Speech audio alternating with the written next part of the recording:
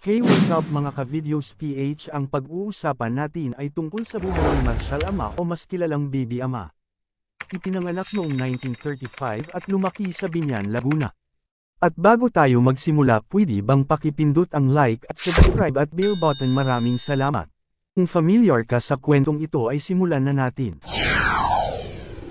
Nagkamit ng pagiging bayani ng bayan noong kinunan ang kanyang talambuhay noong 1976 kasama ang pelikulang Itinang si Baby Ama, na pinagbibidihan ng yumaong action star na si Rudy Fernandez at local sex siren na si Alma Moreno. Ayon sa pelikula, siya ay nakulong dahil sa pagnanakaw ng pera para sa pag-aaral ng isang kaibigan. Ang kanyang kabataang kagwapuhan ay naging target sa kanya sa loob ng kulo. Ngaan at kalaunan ay binansagan siyang baby dahil sa kanyang baby face. Siya ay paulit-ulit na nasudumize at ang huling dayami ay paulit-ulit na nasudumize at ang huling dayami ay ang kanyang buntis na asawa ay hinikayat sa isang maliit na kubo ng isang gwardya ng bilangguan at pinarusahan. Naging traumatiko ang pangyayari sa mag-asawa na magpakamatay kasama ang kanilang hindi pa isinisilang na anak. Siya ay naging isang hitman sa loob ng selda, mabilis na itinapon. Ang kanyang mga nagpapahirap at kalaunan ay naging pinuno ng kanyang sariling mga mandurumog sa bilangguan. Siya ay pinaranglan sa pangunguna sa pinakamalaking jail riot sa kasaysayan ng Muntinlupa Pay.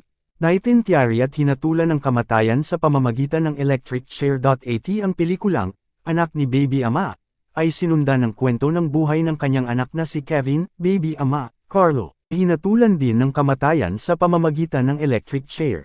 Karagdagang impormasyon, binigyan siya ng palayaw na Baby Ama dahil siya ang pinakabatang pinakakilalang pinuno ng isa sa mga karibal na gang sa loob ng kulungan noong panahon niya. Ang kanyang gang ay sige, at ang kanyang mortal na kaaway na si Primitivo, Ibok, ala ng OXO, dahil sa dalawang ito. Umusbong ang pinakamalaki at pinakamadugong riot sa kulungan sa Muntinlupa na naging dahilan upang masentensyahan sila noong 1961 sa edad na 16 ngunit nabigyan ng pangalawang pagkakataon si Ibok. Kevin, Baby Ama, kalo hindi siya anak ni Marshall, Baby Ama. Nangalanan siya G, Baby Ama, dahil mas malamang kay Marshall Ama ang kwento ng buhay niya sa loob ng kulungan. Naging pinuno din siya sa kulungan kung saan kulungan ni Marshall Ama.